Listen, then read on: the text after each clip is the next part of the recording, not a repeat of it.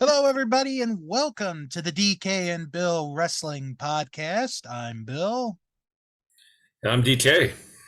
and this week we are going to talk about Clash at the Castle, give our thoughts on the show. Plus, we're going to talk about a man that's making a lot of moves in entertainment lately. I don't know if you saw him the other night, The Rock. Yeah, and it's an exciting time of year. NFL's starting up tomorrow, and the first game was Thursday. Yes, it And was. we're going to talk about how he became the most electrifying man in sports entertainment, and that is Mhm. true because, I'm getting ready to watch the Bills and the Rams, and then I hear that music, and there was electricity going through my arms. Hmm.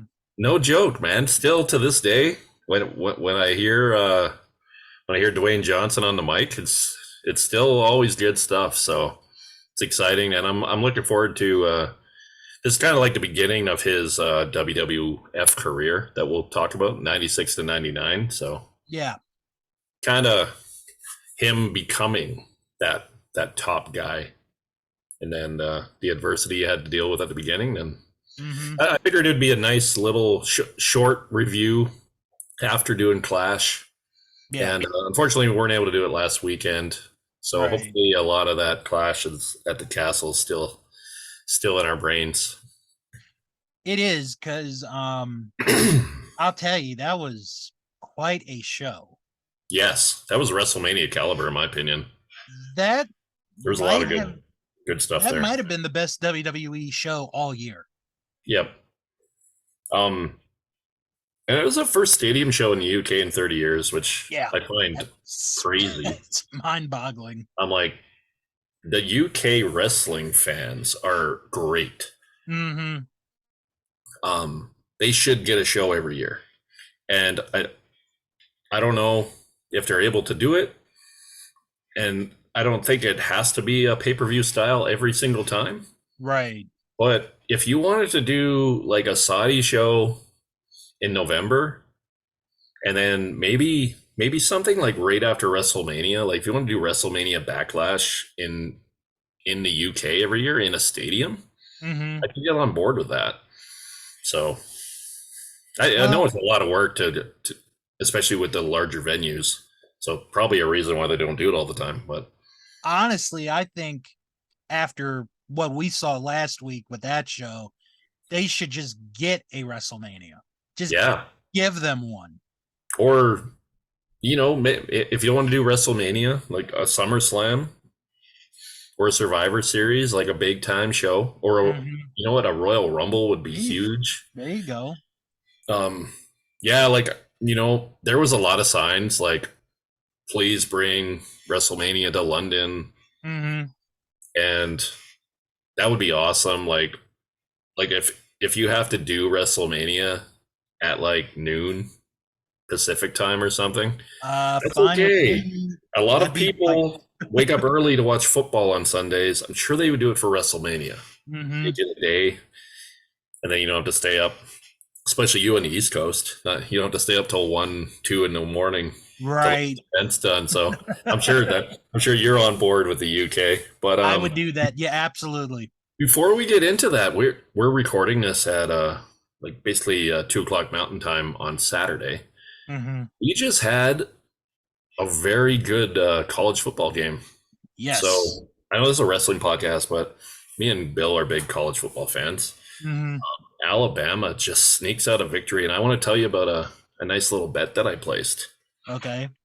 Okay, so Texas kind of screwed up there at the end with time management, and then they take a sack at the end, and they kick the field goal. So they're up 2 points, minute 16 to go. I see he's not my guy. I'm an LSU fan, but Bryce Young's coming into the game. I see there's nice odds for a money line win for Alabama, and I jumped on it.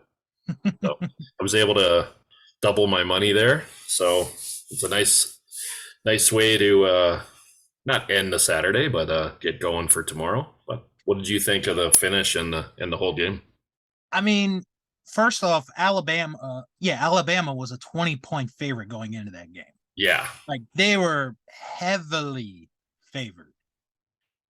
What was that? Texas is Honestly, unranked, right? So yeah, should Texas is unranked. the number one team going on the road against an unranked team, they should be 20-point favorites. Honestly, I kind of think Texas got robbed of that game today. Honestly, Totally. You're in the red zone 5 times. because 16 points. it was that, but also, and I think this was the key play of the entire game when Texas sacked Bryce in the end zone. Yes. That should have been a safety. He was rolling on the guy and then he threw it away. I don't know. That should have been a safety. It should have been, I think. They didn't talk about it enough because there was this weird play where they were calling roughing the passer targeting, which was garbage. There was no targeting. There was no targeting. And I'm like, you know what? He did target his arm there. That's devastating. Right. Like, but that's not part, Just put little flags on the quarterbacks and you pull the flag. That's the way it's going to be. Oh, is he going to score? Yes. Touchdown, Pittsburgh. All right. That was my upset of the week. Mine too, actually. Pittsburgh's a better team than Tennessee. I think oh Tennessee. My God. I think Tennessee gets the point favorite just based on what conference they're in. Yeah. Like if you want to make some money, take an SEC team on the road because you're gonna get points usually. If you want to take the money line, that if you don't know what I mean, money line is when they win straight up. You usually win some pretty good bets there. And nothing against the fine people of Tennessee. I'm sure you people are absolutely wonderful. But why would you be favored against the defending ACC champions? That's all I'm going to say. Well, again, nothing against Tennessee. New quarterback and all. You don't really know what's going to happen, especially week 2. It's hard to figure that stuff out. Yeah. But yeah. Yeah, so I did have Bama covering today, so I lost that one. Yeah. It was part of the parlay I had with Pittsburgh, so right. Unfortunately, I'm not going to win that one. But I did make up the money I lost. Looking at those odds, I'm like, okay, Bryce Young's got a minute 20 here. He's going to drive the field for a field goal. Mm-hmm. And that's what he did. Yeah. That scramble play he made when they did the safety blitz. Oh, man. That was pretty good. I think the Seattle Seahawks may be getting a nice quarterback next year. But yeah. We'll see what happens. We'll see what happens. On my first mock draft of the year, I had Seattle getting Bryce Young. But that was second overall, so he might have been – I had the guy from Ohio State going number 1. So he didn't have the greatest first week. So no, he didn't. I think Bryce has kind of overtaken him as the top QB now. But it's a long season. We'll see what happens. I'll tell you what. Real quick, I wouldn't be surprised if Georgia gets enough votes to jump Alabama and be the number 1 team in the country this week. Yeah, I wouldn't be surprised. Georgia was number 3, right? And then number 2 this week. They dismantled Oregon, which everyone that was DMing me saying that Oregon, it's their time. They got an SEC quarterback. I'm like, well, he's 0-4 versus Georgia. So, okay. It's funny. I'm in an SEC Facebook group, but there's a lot of people that don't cheer for SEC teams in there, like talking their trash. Mm-hmm. It's kind of funny. And I'm an LSU fan, so the Florida State guys were giving it to me there. Almost came back and won. I was saying go for 2. What are you doing? The special teams in that game were just brutal for the Tigers, but anyways, this is a wrestling podcast. Let's get to Clash of the Castle, brother. Yep. All right. So we talked about Clash at the Castle. I'll just real quick mention our polls. Pretty much everyone that voted gave that show a B. So no argument. Yeah, I was close to A. It was. I don't know. Like it wasn't like there wasn't that many matches, right? Like 7 matches, I think. Yeah, 7 matches. So I don't know. I think we're all like on these big shows, like it's got to be 15 matches, it's got to be 2 nights, it's got to be 8 hours long. No, it was perfect. I loved it. I think I would go back and change my vote to A. Now that I And think about it for a little bit. favorite match, it's actually a real close one. Gunther versus Sheamus, which was my vote. And Riddle against Seth Rollins. No love for Drew or Roman. I'm kind of surprised on that one. Yeah. Um, those were definitely the top three matches. Yeah, they were. Me. There wasn't like once we go through this, I'll start to remember a little bit more, but I don't really remember too like a bad match that kind of jumped out at me. No, they're Um, the Seth, we'll talk about this when we get to that portion, but there is some real life animosity between those two guys, so yeah. I think that kind of helps with their in the ring stuff too. So Mhm. I pretty sure I voted for that one as my top match. But yeah, the Gunther Sheamus one that was pretty awesome as well. So All right, so we'll go through them real quick because I'm sure we got a lot of people that want us to talk about The Rock. It's tough to be The Rock. former Calgary Stampeder Yeah. Dwayne Johnson. So we had a unadvertised 6-man tag team as our pre-show match. Madcap Moss and the Street Profits against Austin Theory and Alpha Academy. Okay, well I'll be honest with you. I turned this show on 1 minute before it aired, so I did not see a pre-match and I did not know about a pre-match. So I have no comment or opinion on the pre-match. I thought it was a good match. I mean, it wasn't one that would just grab you and you have to sit and watch it, but it was a fun, little match to get the British fans going, the Welsh fans going. So, There you go. um, I gave that a C plus. So it was entertaining. It was a fun, entertaining match. Yeah, so it's not like really an opener, but it's kind of like the opener for the crowd. So Right, right. gets them, in their seats and Mm-hmm. cheering. And I'm sure now it's Austin Theory again. Yes, They've changed thankfully. some names, and They now are giving back first names. that's so nice of them. I thank you, know. Paul. Thank you. You are so I'm welcome. sure is Triple H in charge of that aspect now? Probably. Okay, so yeah, Matt Riddle, Austin Theory. That's good. Mhm. Not Theory and Riddle. I mean, I didn't mind Riddle, but Theory was just like, mm, Yeah, I don't know. I don't. They could call that guy anything you want. I'm still not gonna like him. yeah. All right. So opening match of the pay-per-view was the 6-woman tag match. Bianca Belair, Alexa Bliss, and Asuka against Bailey, Dakota Kai, and Io Sky. Yeah. Um, this kind of was planted like when they came out at SummerSlam, but then there was some injuries that happened, so there some different people in there. I think like Becky probably would have been part of this match. Yeah. But I'm not sure because like Becky's a big not like we'll say that she's from Ireland, so she would have been probably pushed as like maybe Mm-hmm. a bigger match Yeah. in on this show if she was there. So, but I thought it was a pretty good 6-woman match. It was. I gave it a C plus, and this was the first match for me, so I thought it was a pretty good opener. It kind of did drag a little bit near the end. I'm not Mm-hmm. sure if you have the time of the match in front of you, but Uh, it did seem like people that listen to the show. They know I I'm not a huge fan of like over 15 minutes for a I could non-title match. I I could like pull to that up kind real of get the quick. storyline going and then get it finished. Um, yeah, and Let's see. I really like the crowd participation. They were giving it to Bailey. Mm-hmm. She was being awesome about just like yelling back at the crowd and doing her thing. So The match went 18 minutes. okay, yeah, like I can always tell when it's over 15. It's just like that's when like my body just goes, okay, all right, time for the finish. Let's go. Yeah. But I really liked it. It was I back and think forth. I think the most important thing coming out of this is that Bailey pinned the champion. That's the Yeah, most important thing. yeah. I think we're So we're setting up here.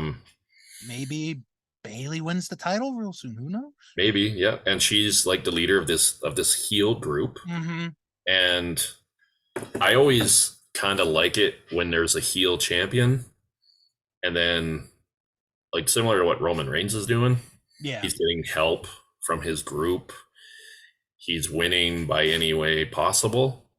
And I think Bailey could be one of those champions where Yeah. she just kind of gets by each time, but then she starts dominating, and that might be what they're trying to do here. Mm-hmm. So our next match is the Intercontinental title match. So Gunther against before we Sheamus. go forward, Oh, yeah. what was your grade on that one? Oh, I gave it a C plus. I gave it a B. Oh wow, okay, that's pretty high praise. Yeah. So Gunther and Sheamus is the next match. This match is just insane. Yeah, it's like a barroom brawl. They should have just done it outside of a pub. This was probably the match of the weekend. Between this show, the NXT show, and AEW. This was probably the match of the weekend. And this crowd just ate it up. They ate this crap up, and I loved every minute of it. Yeah. The Sheamus crowd too. I thought it would be more split, but kind of like as it went, it seemed like some of the fans were starting to like. It was like similar to like it's gonna be like a lame comparison, but like in Rocky 4, you know, like when they're like cheering for the Russian, right? All of a sudden they're like, "Oh, Rocky's got the heart. We love Rockies," and they start cheering for Rocky. Yeah, and it was similar to I like when they were slapping each other. Oh my god! Did you see how red Sheamus's chest was when it was all? He always gets super red though because of how like pasty he is. But it's absolutely insane. But belts and stuff. Gunther wins, retains the title. Fantastic match. I gave this an A.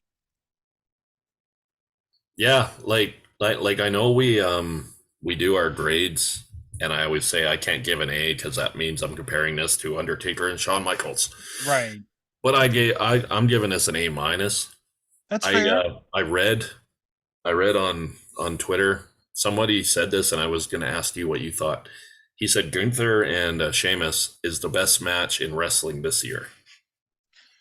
Ooh. And I'm like, I started thinking about that. I'm like, no, I'm trying to remember if there was a match that I've seen that has been better than this one. And like, I actually voted for Riddle and Seth Rollins on this show. So I guess I would have to say that one would be close as well. But I would have it in my top 5 matches of this year. Because I think the best one that I've seen was the FTR Briscoes match, the first one. I think that's the best match I've seen all year. But this one is up in discussion. Absolutely. Yeah. Just want to mention this real quick. Dave Meltzer gave that match 5 stars. So the only match of the entire weekend that got 5 stars out of it wasn't in Tokyo Dome too, so it's pretty good. 1,000 matches that were really good. This was the only one. And Dave Meltzer hasn't given too many 5 stars in WWE. No, and actually, someone pointed this out to me. I read this today. Actually, this is the first time that Meltzer has given 2 WWE matches 5 stars in the same year since 1997. Yeah, it was Brett and Austin and then Michaels and Undertaker. Yeah, so that's so what you done something right. What was the other 5-star match this year that he gave? Cody and Seth in the Hell in a Cell. Oh, the Hell in a Cell. Okay, and that match was awesome, and I think that was insane. A lot of the 5-star rating was probably due to what Cody had to endure. What he just went through. Yeah, like he takes off his jacket. It's like, oh my god. But anyways, Yeah. All right. Then we go to the SmackDown Women's Title match: Liv Morgan and Shayna Baszler. Yeah. Um, I'm like, I want Liv Morgan to lose now. Like, I used to like, I was a big supporter of her, and I was all happy that she was finally getting her opportunity, and then she like cashes in and wins the title, and now, and I'm like over it already. So, like, I didn't think Shayna would be the one to beat her, so like Right. the outcome was kind of planned for me. Like, I didn't think Shayna would win this match at all. Yeah. So I don't know, like these the Liv Morgan title reign has been very mediocre for me. So I I gave this match like a D plus. I didn't like it that much, and yeah, I don't really have much to say about it. Like I think that Ronda will probably win at Extreme Rules, but I don't know what they're I doing. kind of think that's where it's going. Like like I said, like a heel champion, and then you have the babyface chasing up to WrestleMania is so much better Mm-hmm. than having a babyface champion like barely win and getting their butts kicked the whole time. Yeah. So yeah, like maybe this is the worst match for me on the card if I can remember properly. Yeah. I gave this a C. Um, I mean, I'm still a fan of Liv, but I agree with you. This title run has not been that good. I think part of it is, and it's really not any of the wrestlers' fault in this. Yeah. They're focusing more on Ronda Rousey. Mm-hmm. Not Ronda's fault here. No. It's just when you've got a champion, you should focus on the champion instead of the person who was the champion. At least for a little while. But Yeah, that's that's just right. Well, with the writing, right? Because mm-mm. when this whole storyline started, Vince was in charge, and Yeah, now Triple H is in charge of that. yeah, So it's almost like they're, someone writes half a book and then now you're in charge of finishing it. yep. It's a little tougher. Mm-hmm. So I don't know what they're going to do here. Extreme Rules, it seems logically for Ronda to have kind of like a dominating win.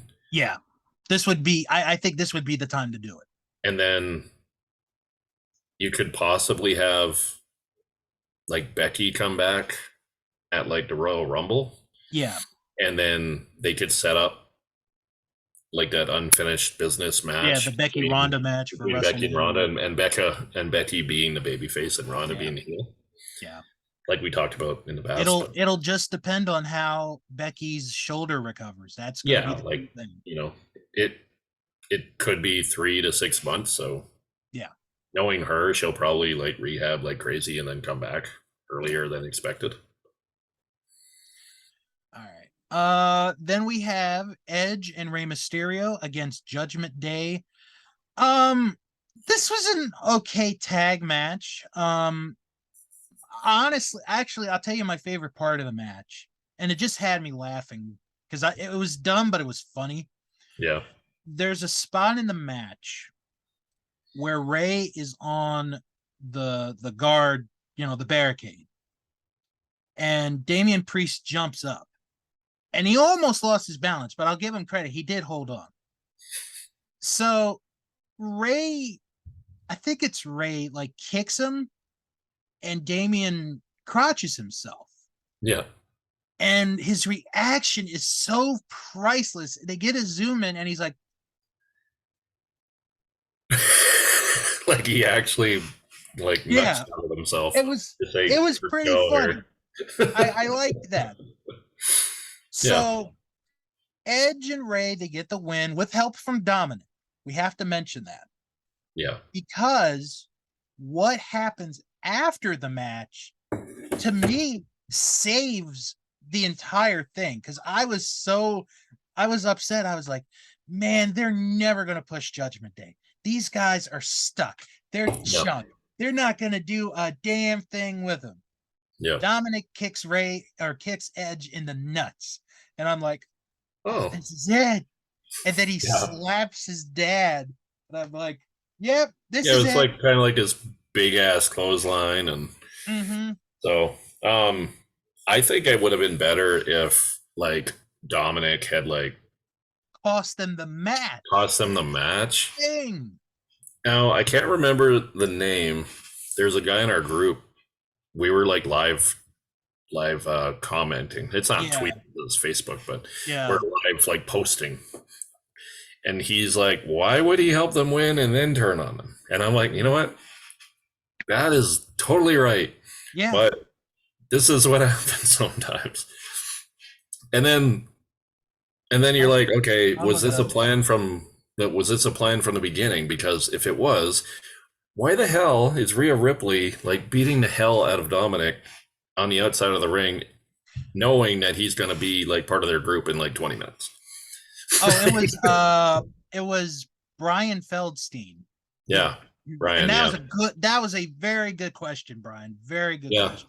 And I as soon as I read that, I'm like, that's a good point. He's not wrong. Like, if you're going to look at it logically, like I know it's a scripted event and everything, right, and why things happen, but if you're looking at it like as a logical thing, why would that happen? Yeah.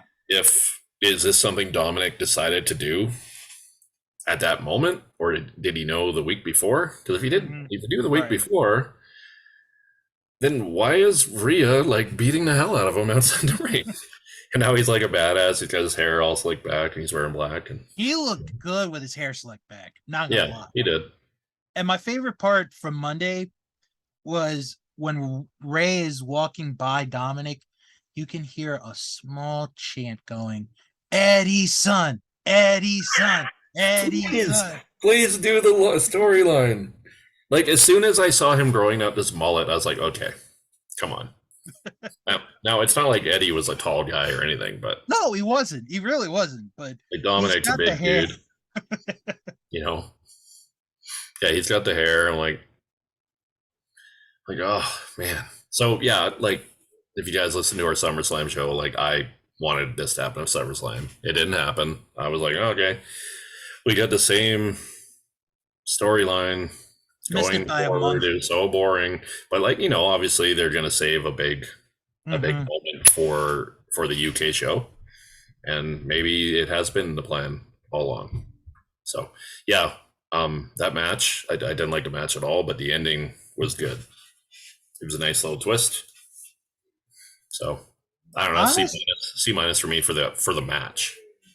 Honestly, the ending kind of bumped up my grade because I was at about a C, but I ended up going with a C plus on this one. So, but the ending did help it. I'm just like kind of bored with the Judgment Day versus Edge and Rey Mysterio. Like Edge and Rey Mysterio, this is not a team.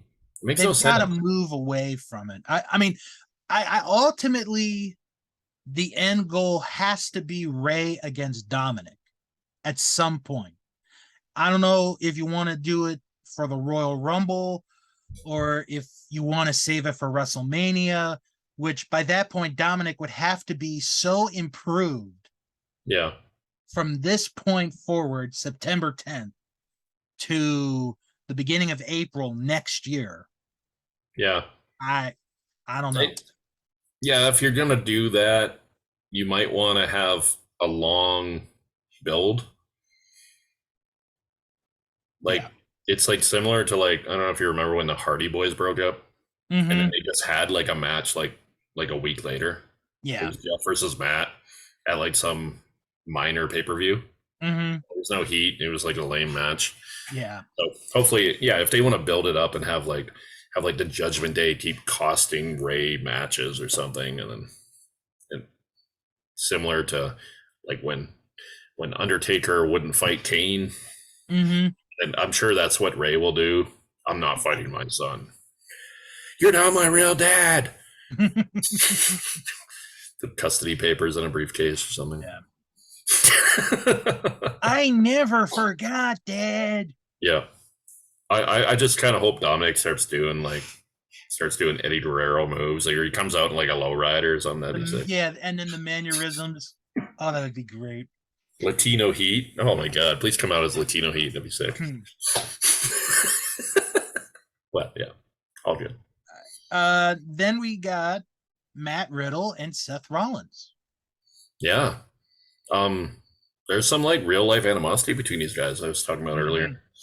Um, I think it was Riddle's ex-wife was saying something to Seth Rollins' ex-wife or girlfriend or something when she was in NXT, and then the two guys like they didn't talk for a long time, and Seth really didn't like him, and I think it's still going on. Like he didn't want to work with him. I guess this last program was like, okay, I'll work with him because he's getting better, but I don't like him.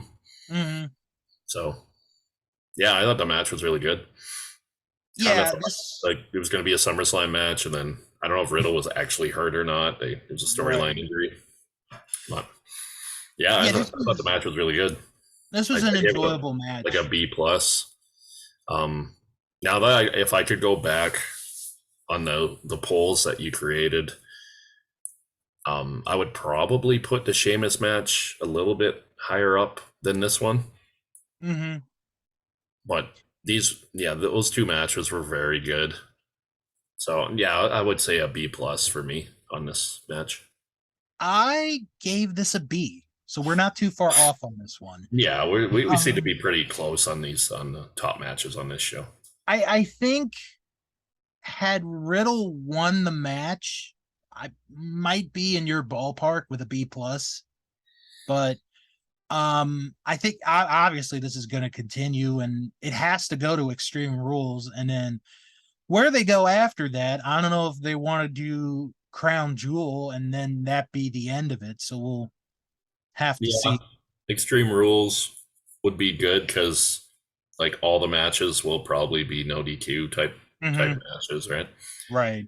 And then that can maybe settle their dispute. I don't know like what's happening with Randy Orton, if he's going to come back or I think he's still injured. Well, they're saying it could be a career type thing here. So yeah, he's an older guy now. He's been in for a long time. So unless they're waiting for a epic return, which is always, pretty cool to see, especially with the legacy type guys. All right. And then the main event, Roman Reigns defending the undisputed Universal Championship against Drew McIntyre. As far as a story goes, this was my favorite match of the entire show to me. As far as telling a story, because you've got Drew, the hometown hero, who we all know the story, won at WrestleMania a couple years ago, but there was no one there. Yeah, this is his time. Yeah. And then Roman Reigns comes into this match with nobody. There's nobody going to be there for him. Yeah. And then early in the match, Karrion Kross throws a bottle at Drew McIntyre, which distracts him because they've had like a mini feud going on there. Yep. And then as you go further into the match, Roman does all of his moves, can't beat Drew. He does the Superman punch, can't beat him. Does the spear, can't beat him. Puts him in that front, triangle choke, can't beat him. And it's like Drew's finding a way to come back. And then Drew hits the Claymore on Roman and it knocks the referee down. So here comes Austin Theory. And I'm going to be honest, I completely forgot about this. Like watching the match. Here comes Theory, and you're like, oh my God, they're going to do it. And then he gets a right hand from the heavyweight boxing champion of the world, Tyson Fury. Yeah, thank God for Tyson Fury sitting where he was sitting, right? And we're going to talk about Tyson Fury after what he does after the match, because I still laugh about it. What a singing voice! Oh my God! So the new referee comes in. Drew hits the Claymore. He's got him. He's beat. 1, 2. Referee gets pulled out. It's like, no. What? Who else is there? And then we see it is Solo Sikoa, who is the younger brother of Jimmy and Jey Uso. Yeah. And he'd been in NXT for a little while, so this was his call up. He and Drew get into a fight. Roman hits a spear. 1, 2, 3. Roman remains the champion. Hell of a job there. I really thought they were going to put the title on Drew. They did a hell of a job on that. I gave this an A. Yeah, phenomenal job describing the match. It was, I loved everything about it. Theory coming down, almost cashing in again, getting one punch by Tyson Fury. Crowd goes nuts. I knew, like, Roman Reigns was losing the belt at a September show in the UK. It wasn't happening. It was never happening. Drew McIntyre is putting this match, probably to sell tickets. Yeah. He hasn't been in that spot for a while. He wins a number one contender match, and now he's the guy challenging. He's the perfect guy to put in that spot at that venue for sure. And there is part of me that thinks he deserves a big win in front of a big crowd, and he'll get that. But right in the, like, we're living in, like, this is Roman Reigns' world, and we're just living in it right now. Like, he is on fire. And there's all this talk about The Rock maybe coming back for Mania. I don't think, like, it's a huge match, so don't get me wrong. Would The Rock beat him and become champion? I think this match would be better if it was like a non-title match, or he doesn't have the belt anymore. Right. They're put in a very hard spot here. Like, he has been so dominating for so long. Can you have a part-timer, not even a part-timer, like, he's not a wrestler anymore, can he come back and beat Roman Reigns? Would he come back to lose to his cousin at WrestleMania in LA? Or maybe they stretch it out to 40 in Philly? I mean, the only other person at this point that I can think of that could beat Roman is Cody Rhodes. Yeah. When it's all he set up. comes back. Cody comes back, wins Royal Rumble. It is set up so perfectly for Cody. But the problem is, it's predictable. It is predictable. I would much rather be surprised by that. And I think it would have been better if he didn't get hurt and then win the Money in the Bank. And then when he cashes in, that's like I can't believe this just happened. But yes, I think, and the more I think about it, I can see Roman just continuing to dominate. Yeah. Like, if he goes through this WrestleMania and the fans are still into it, he's getting acknowledgement. He could be at 1,000 days by WrestleMania 40. It's possible. It is, and as long as the people are watching SmackDown and watching the shows, and the ratings are fine, like, you might not want a guy that only, like, he might turn into one of those guys that only wrestles like 5-6 times a year. Because like, all the reports are he's not going to be at Extreme Rules. His next kind of match will be at the Saudi show. Right. He'll probably, I would think he'd do Survivor Series. Yeah, he'll do Survivor Series, but, like, is he going to wrestle himself? Because he's both champions. That would be kind of funny if he walked in and said, "Acknowledge me," dropped the belt, and then dropped the belts, and then it was over. Yeah. Like, I'm both champions, so I win. Roman Reigns will fight Roman Reigns. Yeah, he'll Superman punch himself, and it'll be good times. But I think that's a good segue to jump into our next subject, because we do think The Rock could come back here and then have Yeah. a big, huge match with his cousin at WrestleMania, Mm-hmm. and it being at SoFi Stadium would be pretty cool because that's kind of like his new home.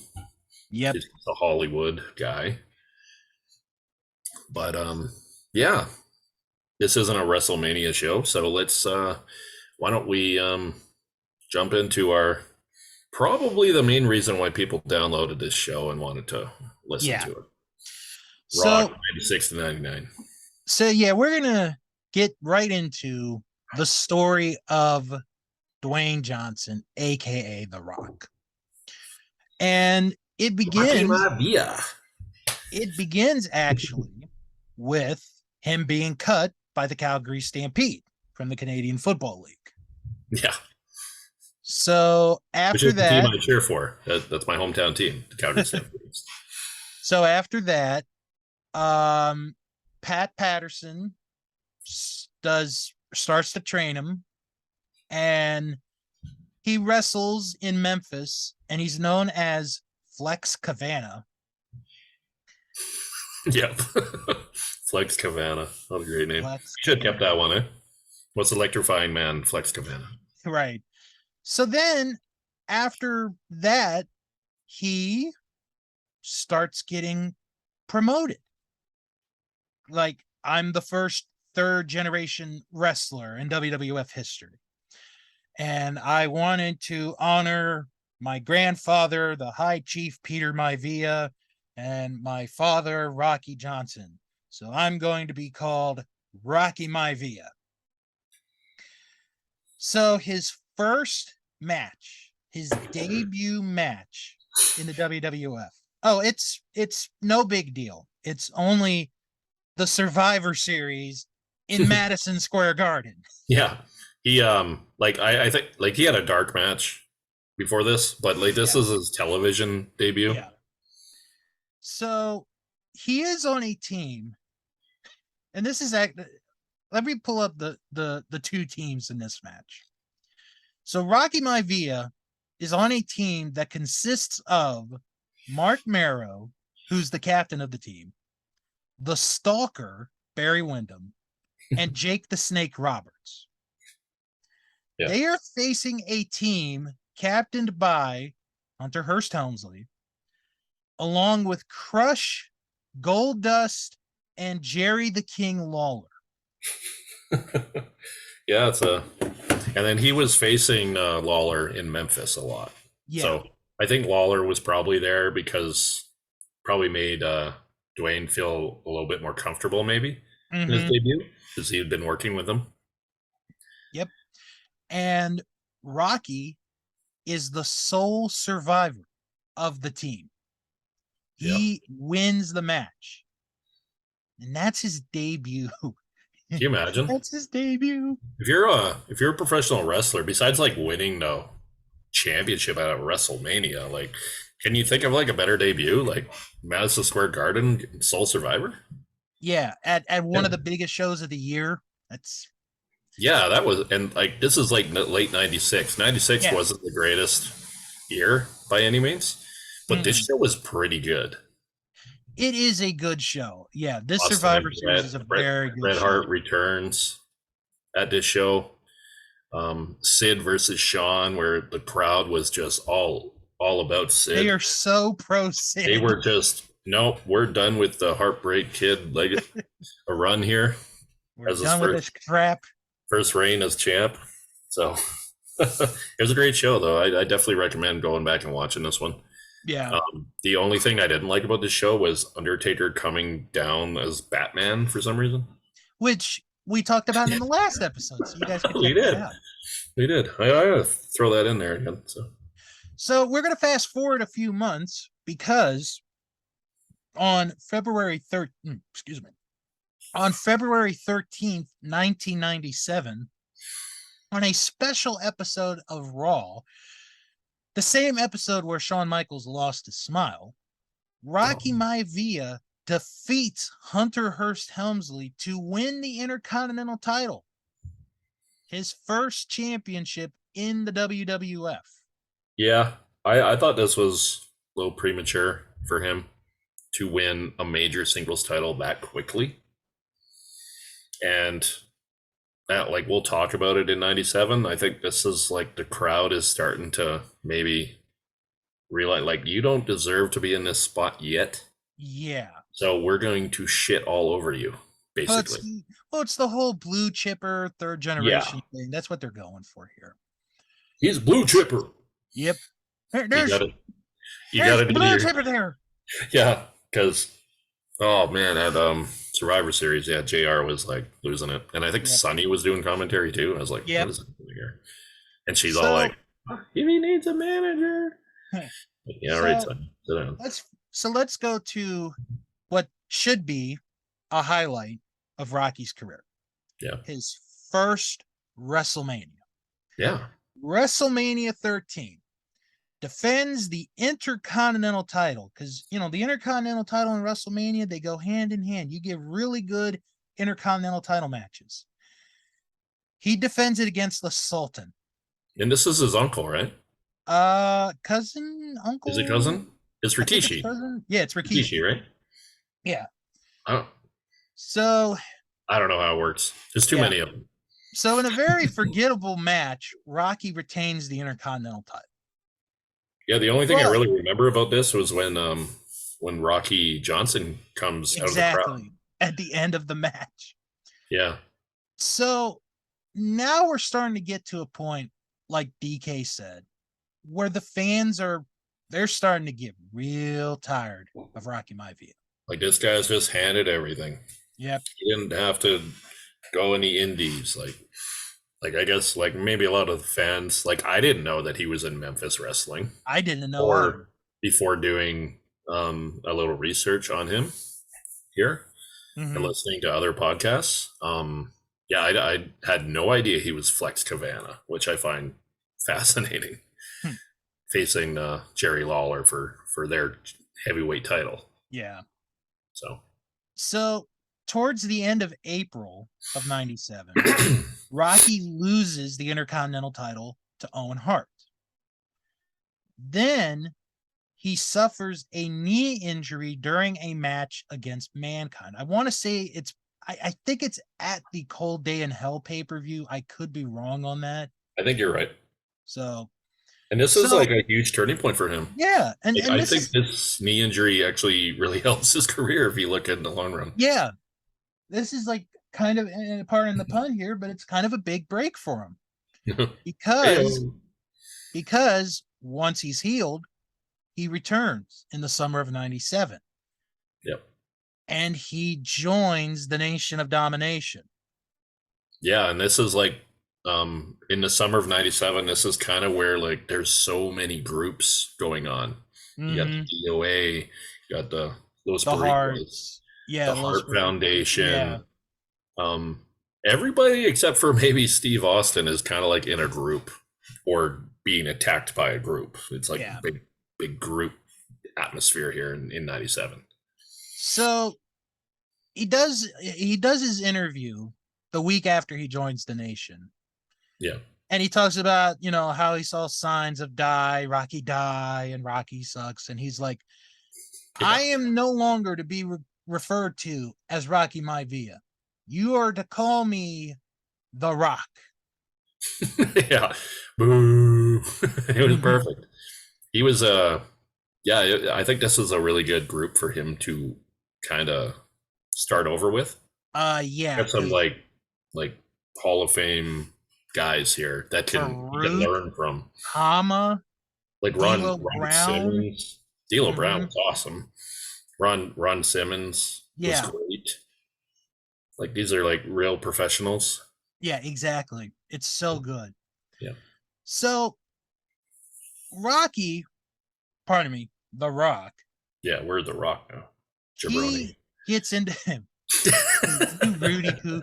So he gets into a feud with Stone Cold Steve Austin, who is Intercontinental Champion. Yeah. They have a match at D-Generation X in your house where Stone Cold beats him. The next night on Raw, Austin is ordered by Mr. McMahon to defend the title against The Rock.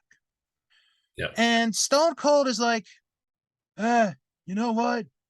I really don't care about this belt, so I'll just give the belt to The Rock. Yeah, you know what? Like I didn't like this storyline because it made the Intercontinental title seem worthless. And I know I don't know if we touched on this when we did our Steve Austin episode at the beginning when we started this podcast before we were doing it on audio. Yeah.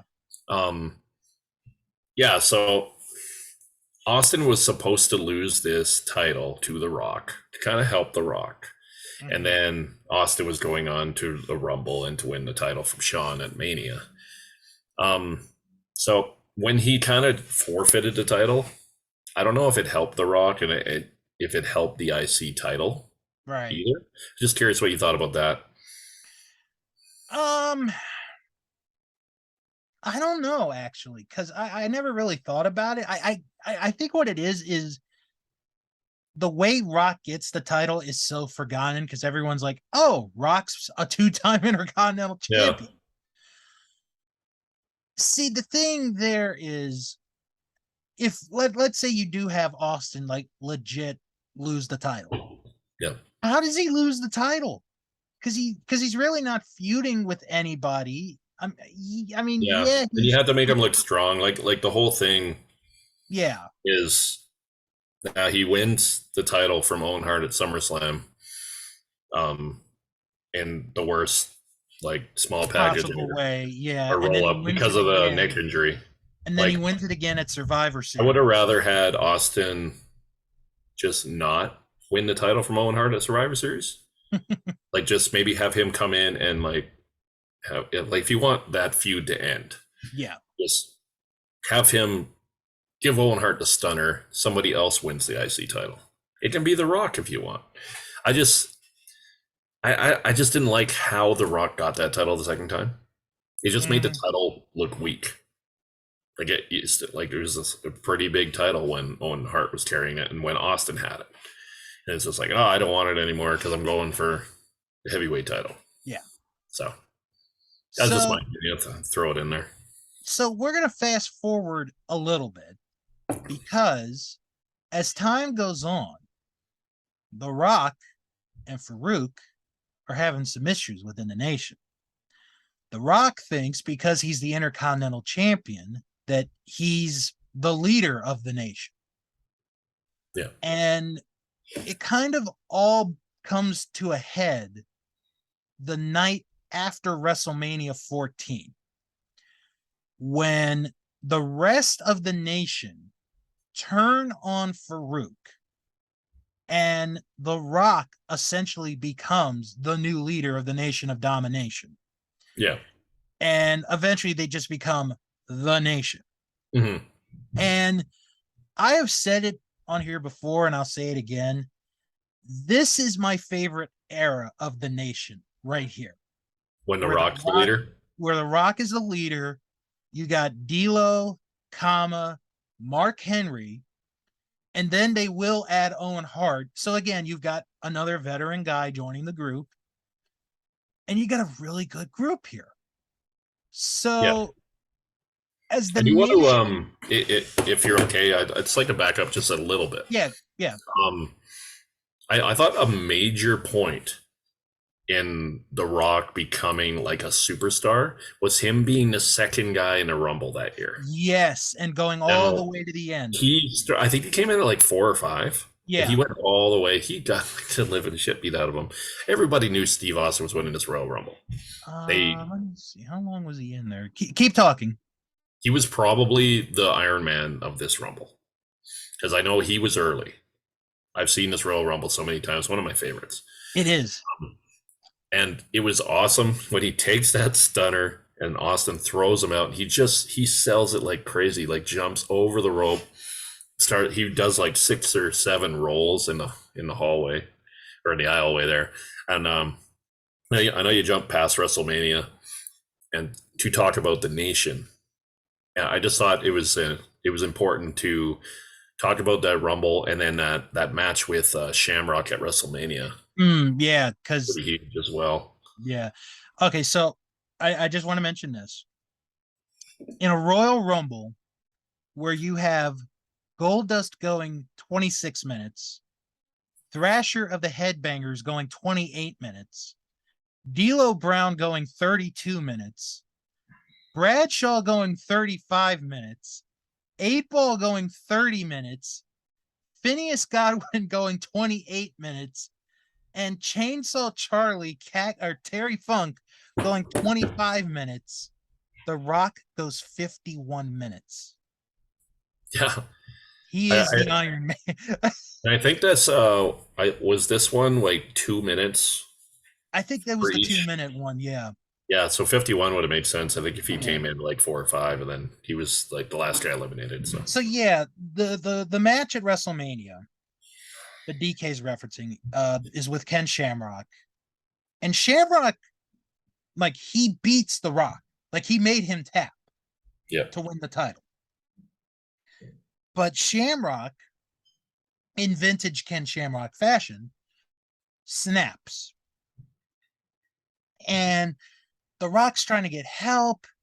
And it's like the rest of the nation's getting beat up. And Farouk's just standing there, just watching him get beat up. yeah, And then the referees reverse the decision on Shamrock.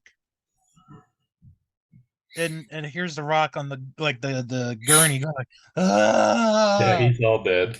Yeah. But yeah, it's So pretty good stuff. yeah. Okay, so as the nation is going up, so is DX. Yeah, And this is Triple H led DX. Triple H and The Rock are the leaders Mm-hmm. on the collision course. And I remember the summer of 98. This is maybe my favorite summer as a kid watching wrestling. And this feud was one of the reasons why. Yeah. It is so good. Because, they have matches here and there. They had the 6-man at the Over the Edge in Your House show, which we reviewed a while back. Yeah. They meet in the quarterfinals of the King of the Ring tournament that year, which The Rock wins that match. And they have an interaction during the finals of the King of the Ring tournament because Triple H is on commentary for that match. Yeah. So they have a match at Fully Loaded in Your House where it is a 2 out of 3 falls match for the Intercontinental title. This is such an underrated match. It is so good.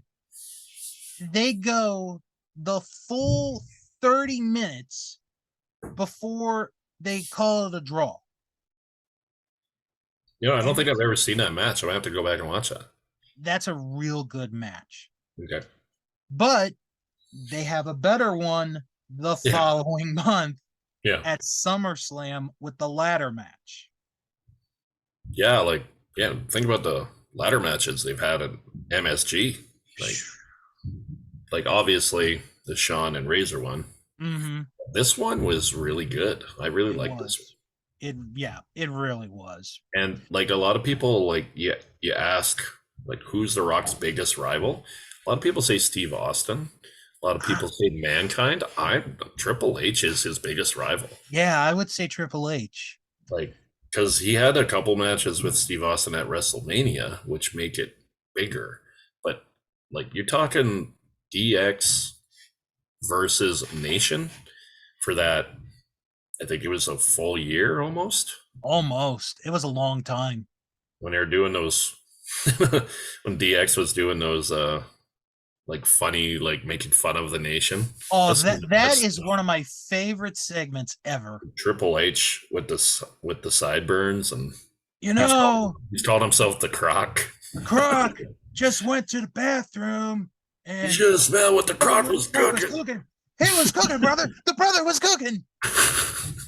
And X-Pac's got pecs around on his back. Yeah. He's like Mark Henry, and now that looks bad because he was blackface. Yeah, it does. And then they had Jason Sensation doing Owen Hart, which The is so best good. Owen Hart you'll ever hear. I am not a nugget. Woo! Look at me. I'm a walking caution sign. Woo! Oh man. I think. Oh, that was bad. So, Owen Hart wearing the danger sign. yeah. Like, I don't know what they were So, doing so there. during this Anyway, point, so during this point, The Rock's popularity is starting to grow.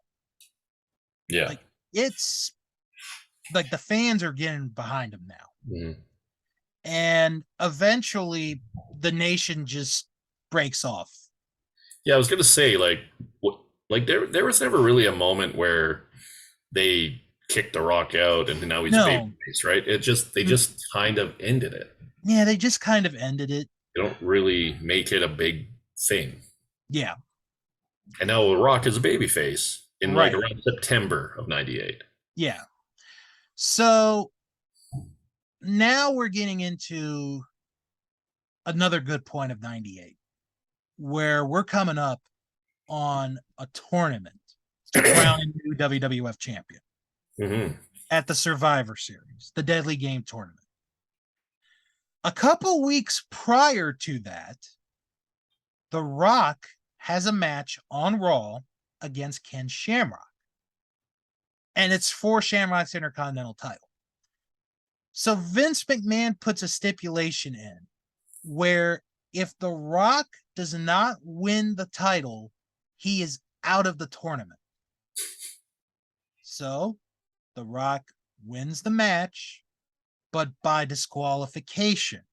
Yeah. So he's out of the tournament. Then you go to the Raw before the Survivor Series. Rock is in a match with Mark Henry. If The Rock wins the match, he's back in the tournament. If he loses the match, he's fired. Yeah. So, Stipulations. Oh man. yeah. So The Rock, with the help of referee Shane McMahon, remember that was a storyline, Yep. wins the match, keeps his job, and is back in the tournament. So now we go to the Survivor Series, the Deadly Game tournament, which is one of my favorite tournaments ever. Yeah. Yeah, we talked about this. Like it's like up there with like WrestleMania 4 Mm-hmm. tournament. Yeah. I actually like this one a little bit better. Because you didn't really know who's going to win. There was like a few different options here. Like everyone kind of assumed Steve Austin would, Yeah. There do was like something. 4 or 5 that you could make like a strong case. Okay, that guy's going to win the tournament. Yeah. So The Rock's scheduled opponent for the first round of the tournament is Triple H. However, Triple H is injured because he had a injury to his leg that forced him to relinquish the Intercontinental title. So he's not there. Mhm. However, they have a replacement for Triple H. It's the Big Boss Man, who, oh, by the way, earlier in the first round, lost to Steve Austin by disqualification. So apparently, if Yeah, you're in Boss Man was Mr. busy that night. if you're in Mr. McMahon's good graces, you could be right back in the tournament. So here's the match. Ding ding ding. Small package. 1, 2, 3. Ding ding ding. The Rock wins. Exactly. So he advances to the second round, where he faces Ken Shamrock. So the Big Boss Man gets involved in the match. He tries to throw his nightstick to Shamrock, but The Rock, from his days of being a football player, intercepts the pass, hits Shamrock with the nightstick. 1, 2, 3. Rock advances to the semifinals. Rock then faces The Undertaker, which we covered in our last episode. So we'll give you the short version. Kane choke slams The Rock. Rock wins by disqualification. Yeah. So The Rock now goes to the finals. So it is The Rock and Mankind in the finals of the tournament. Mankind is Vince McMahon's hand chosen person to win the title, to win the world title. And this is actually my favorite match of the entire tournament. Is this last match? Because normally, like, the finals, unless it's real good, they don't get brought up that much. But this is a really good match. Yeah, They go, they because go. yeah, you don't really know at this point. Like it seems like Mankind is the choice, Mm-hmm. but you kind of like. I'm trying to remember when I watched this live, like if I thought anything was going to happen with The Yeah, Rock. He's such a huge fan favorite at this point. So right. So The Rock hits rock bottom on Mankind, but only gets a 2 count. Then The Rock puts on the sharpshooter, what? and Mr. McMahon calls for the bell. The Rock wins the world title. And then we find out it was a plan all along with Vince, Shane, and The Rock. That double crossing son of a. And it was funny when Mankind grabbed the mic. He's like, Dad, I didn't pin. I didn't get pinned or submit. He's like, oh, you don't get it, eh? And then The Rock just clotheslines him. And Now, I do want to say the corporate champion. Before we go further, we got to give props to both Mankind and The Rock because they both wrestled 4 times on that show. Yeah. No matter what you say about their first match, it still counts as a match. They wrestled 4 times in one night. Well, how about the Boss Man? How many matches does he have? 2. He only had 2. He only had the 2.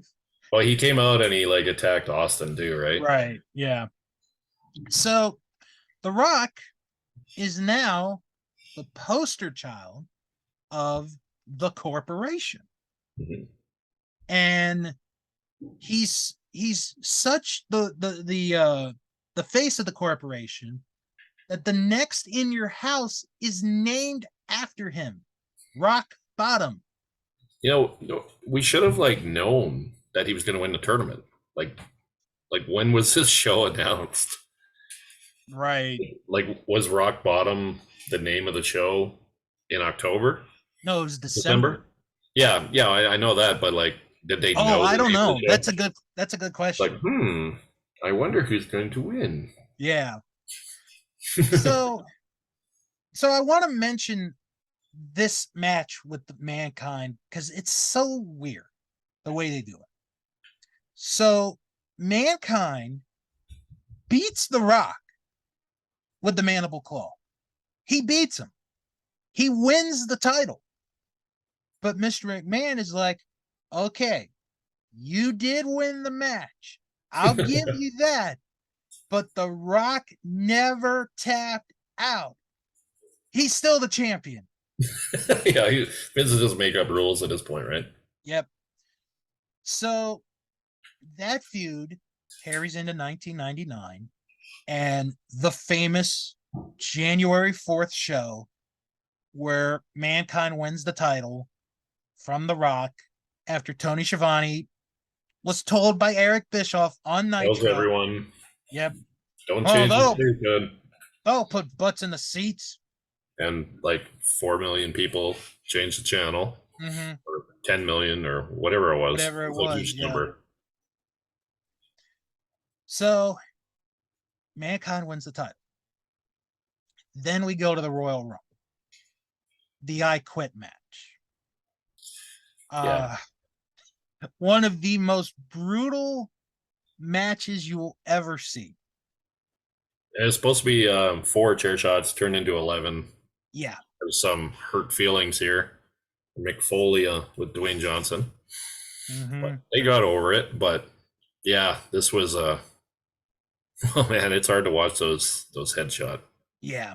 air shots from '99. And So we did cover this when we did. Mick Foley.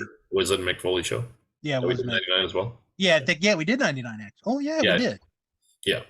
So Rock wins the belt back.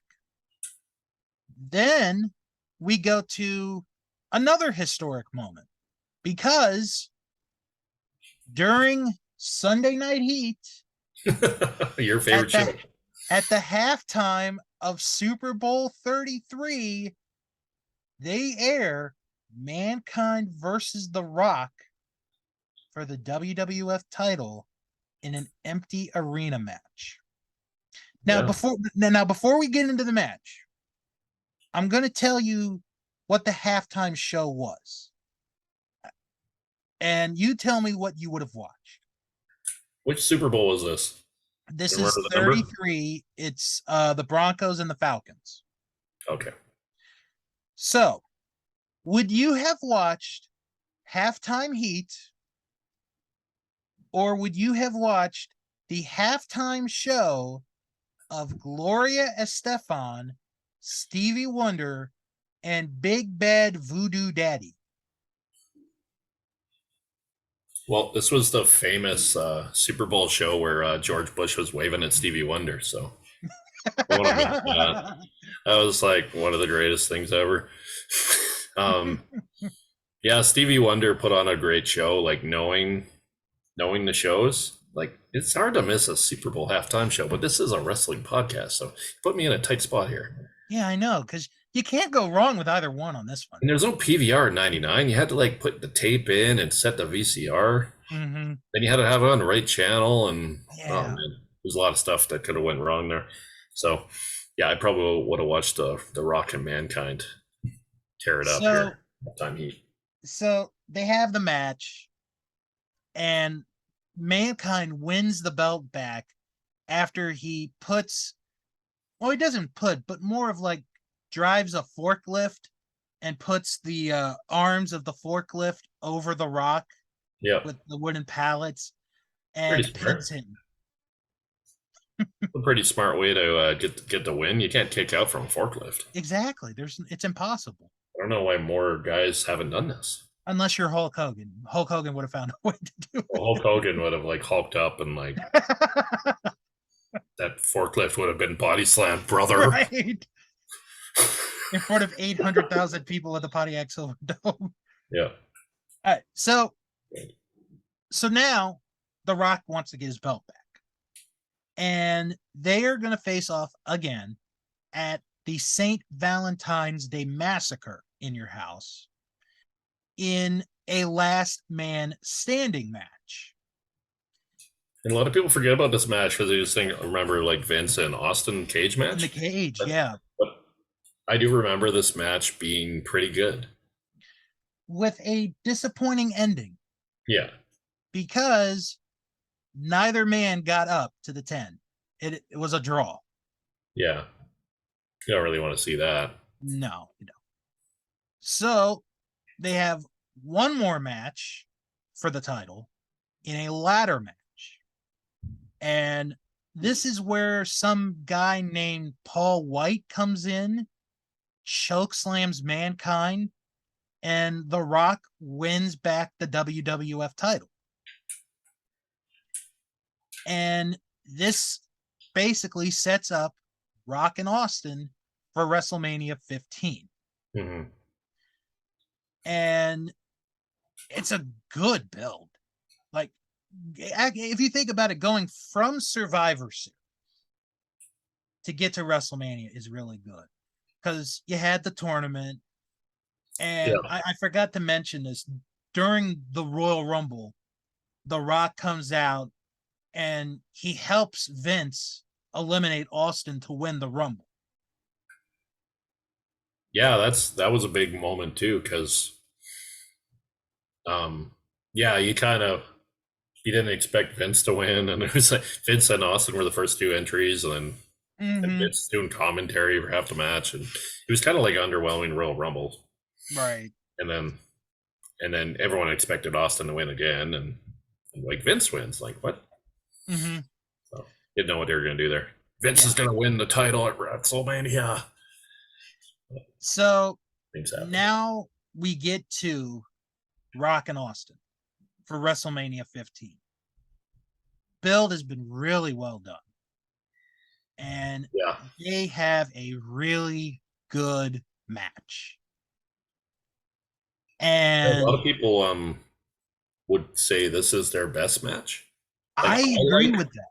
I liked 17 just because of all the craziness that happened and the shock of it. But Mm-hmm. after rewatching, knowing that we were going to do this show, I did rewatch this main event. I Yeah. figured it would be a big focal point of the podcast, and I tend to agree with you after checking out the other two as well. That this is their best match, and I really liked how it was done. Yeah. So they have the match. Mr. McMahon gets involved.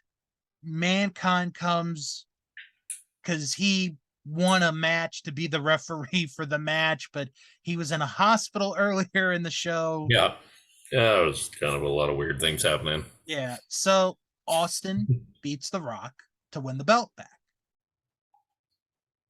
Then we get this situation where Stone Cold wants his Smoking Skull belt back. And Vince is like, Shane, give him the belt. That's all you have to do. Just give him the belt. Because Vince is preoccupied with Stephanie McMahon. And Shane's like, you know what? No, I'm not giving him the belt. I'm going to have The Rock hold on to the belt. Yeah. And that sets up the main event for the next pay-per-view, which would be Backlash, where it's I think it's a no DQ match. Shane's the referee.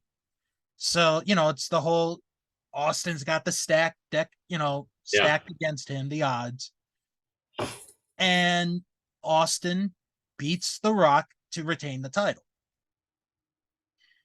So the next night on Raw, Shane fires The Rock from the corporation. And The Rock becomes a babyface again. Yeah, this is kind of like everyone seeing the popularity he had. Mm-hmm, it was coming. And once they got those two matches with Steve Austin out of the way, it's a good time to change him into a babyface because the crowd was just cheering him. Oh, yeah. So Rock's going to have an on and off feud with Triple H for pretty much the rest of this year. It's on and off. Rock gets a championship match against The Undertaker at King of the Ring, which The Rock loses because of interference from Triple H. Then Triple H faces The Rock at Fully Loaded in a strap match, where the winner is the number one contender to the WWF title. And The Rock loses the match because of Billy Gunn. Yeah. I'm saying that with a straight face. I know we have to talk about this. Yep. Because it's 99. And we talked about it when we did 99 last time. So The Rock that stuff, man. The Rock faces Mr. Ash at SummerSlam Rockabilly in a Kiss My Ass match. And this is the moment. And you know what? You could use that Simpsons clip of where Bart's like, this is the exact moment when everything went downhill. Yeah. This is when it went bad for Billy. Gunn. Yep. Because The Rock beats him. The Rock was just destroying him in promos, and Billy Gunn just wasn't on the same level. Yeah. My name is Billy. Doesn't matter what your name is. Oh, you know what? I almost forgot. Speaking of that, The Rock, in the build-up to SummerSlam, is in a very famous segment. because he is involved in the debut of Chris Jericho. Yes. One of the greatest debuts in Yes. history for One me. of the best debuts, one of the best segments. Yeah. It is unbelievable. And Jericho did pretty well, considering Mm-hmm. who he was in there with. Yep. So after SummerSlam, something weird happens. The Rock and Mankind become a tag team.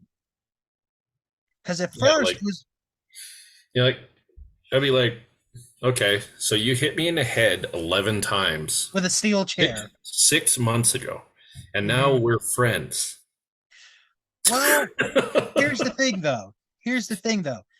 At first, The Rock is like, we're doing this one time only. I don't want anything to do with you ever Yeah, again after this. yeah, Well, that one time ends up with them winning the tag team titles on Raw. yeah. The Rock and Sock Connection, one of the greatest teams of all time. And that's where it's born, is Yeah, that night.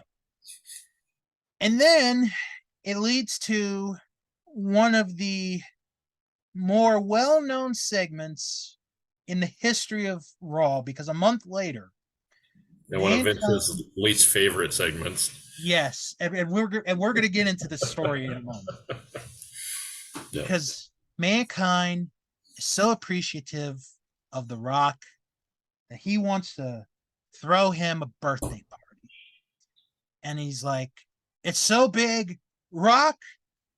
This is your life." life. Balloons come down. Oh my god, Yes. what a wonderful time. So if you've never seen the segment, or if you've never seen bits of the segment, Then shame on you. yes, You're a wrestling fan and you have not seen this segment. Pause this video, go go. on Peacock or wherever you can watch. Yes, I don't know how to find it on there off the it, top of my head, but it's it's 99.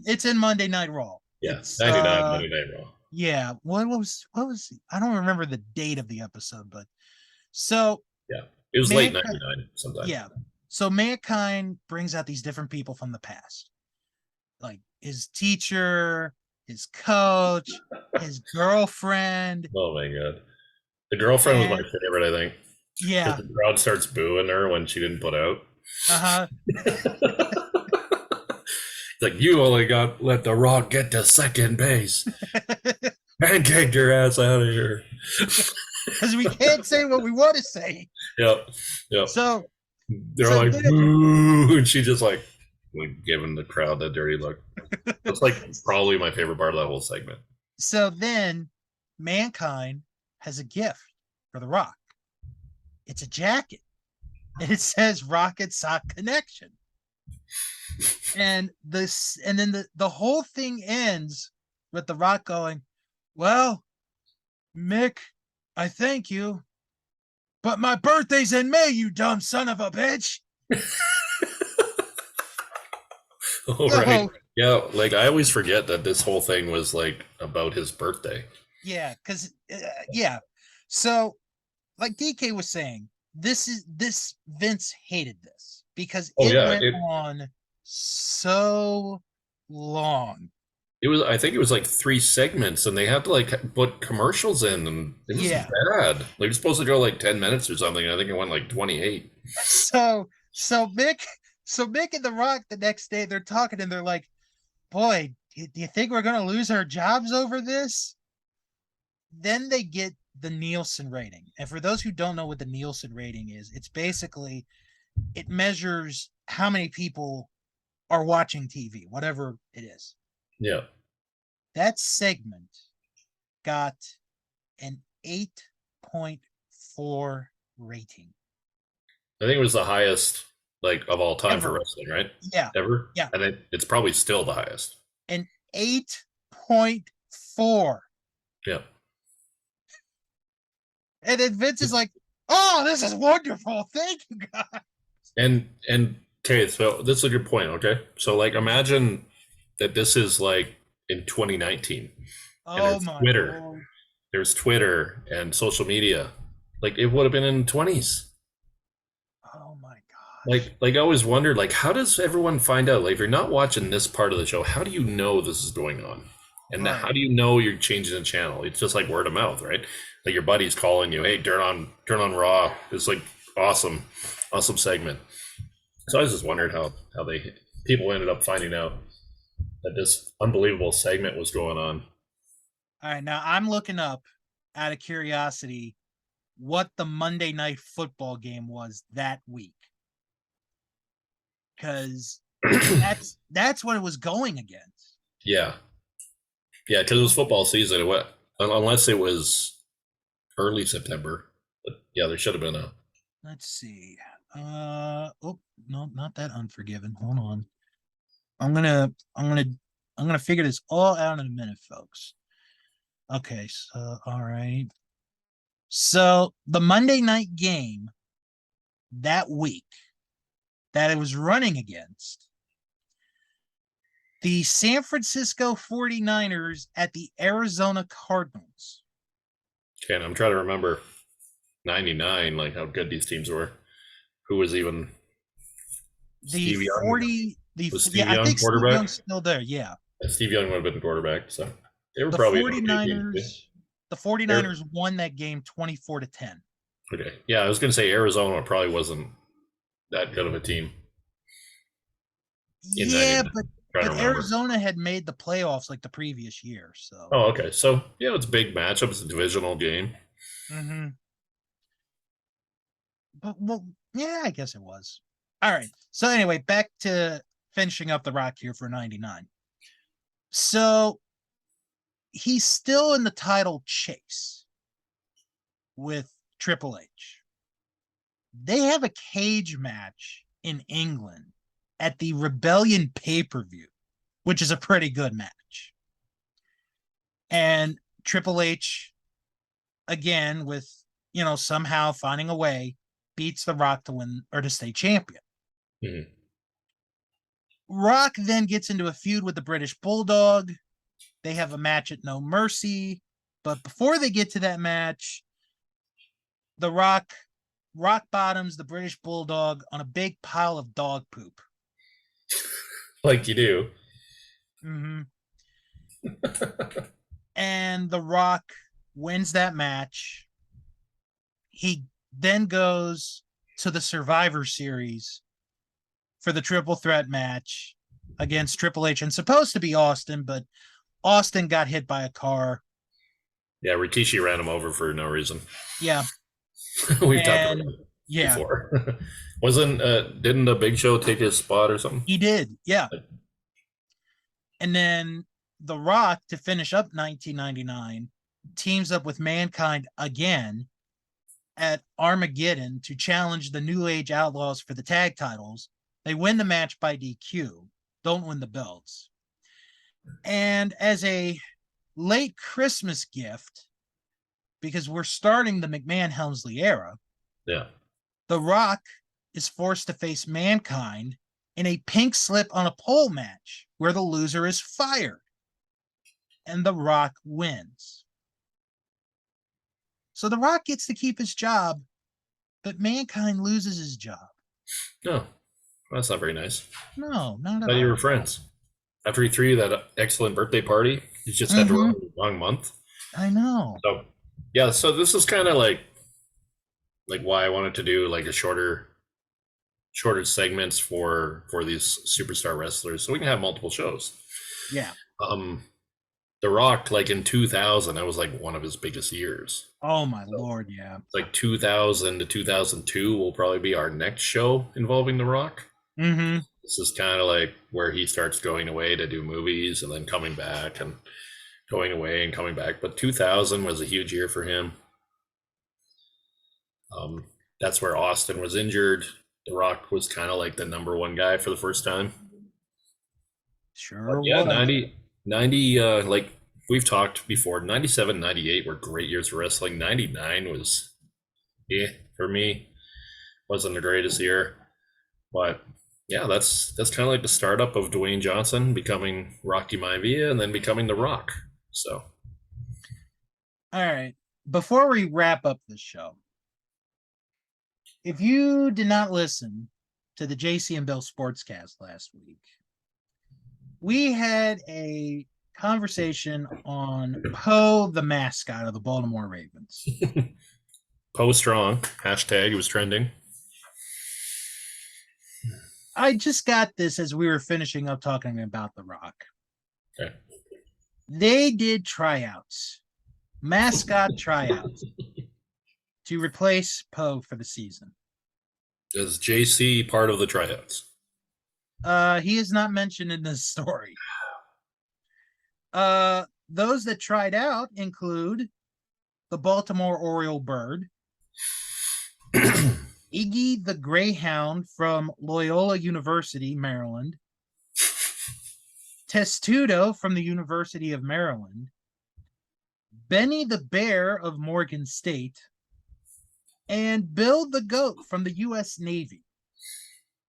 Well, the Maryland mascot, he could pull double duty because I don't think Maryland has any Sunday or Monday games. No, they don't. So unless there's a Thursday, I know sometimes college has the odd Thursday game. We could probably. Plus, the drive from College Park to Baltimore is not that long. Hopefully. There is a video on Twitter of the mascot search. Just go to the Ravens Twitter handle account thingy, and you could watch the video. I should make a comment here. JC's bold prediction is already wrong, so that's good. What was his bold prediction again? That all home teams will win in prime time. Oh, that's right. And the Buffalo Bills destroyed the Rams on Thursday night to open the season. So JC, like I told him that he would be wrong as of week 1, and I was right. I was thinking more Denver Broncos over the Seahawks, but the Bills look good week 1 there. Yeah, they did. Now, I do want to mention, because I saw this video yesterday on YouTube, and then we'll wrap up the show. The win for the Bills is pretty historic for a number of reasons. One, they're the 4th team in NFL history to beat the reigning champion in the opening game of a season by 3 touchdowns or more. That's number 1. It also history favors the Buffalo Bills for what I'm about to say. The previous 3 teams that did that all ended up going to the championship game. Really? So it's a done deal, folks. The Buffalo Bills are going to the Super Bowl this year. Don't even play the rest of the games. The Bills are going to the Super Bowl. And you, since I was a guest on your show, the JC and Bill Sportscast, it's not like I can say on the next episode I was going to ask you this. So since we do the show together, yes, would you like to change your Super Bowl pick after they just got smoked at home and they'd have no first round pick for the next 3 years? Bill did pick the Rams to repeat as Super Bowl champs, but I did also pick the Bills as well to be in the Super Bowl. So maybe a rematch and then the Rams do win? That's what I'm thinking. What you're banking on? I'm sticking with the Rams. You're not going to switch? Not going to switch. Because after watching that run game and the O-line, I don't even think the Rams make the playoffs. Ooh. I don't even think that's a bold prediction at this point. But, the Bills are a juggernaut, and maybe they just got beat by a really good team in the first night. We'll see what happens. Absolutely. My team's still undefeated, so I'm excited. So's mine. Sweet. The Commanders are still undefeated. You're the Washington, what do we call them, though? I'm calling them the Commanding Redskins. So the Command Skins. Oh, there you go. It sounds like a weird, aftershave. Command. All right. You can join. Probably a good way to end it now, eh? You can start our Facebook group, the DK and Bill Wrestling Podcast, where we talk about stuff. We watch pay-per-views. We do a bunch of stuff. So, join us. And I think on our next show, we will probably be reviewing a pay-per-view that we'll put a poll up between the two of us. So, if you had anything in mind, I will think about it and I'll give okay, you a choice by tomorrow before the Sunday night game. okay, yeah, and then we'll put the poll up, and the poll will be up for probably 10 days, and then we'll Mhm. get on it. We'll So, go from I think I there. got a few on that I've been thinking about. So, Yeah. cool. All right. Thanks Well, that again, does guys, it. for listening and Yes. downloading and sharing, and really love the support. Getting lots of messages, so it's good to hear. And yeah, thanks for watching and listening. Talk to you all next time.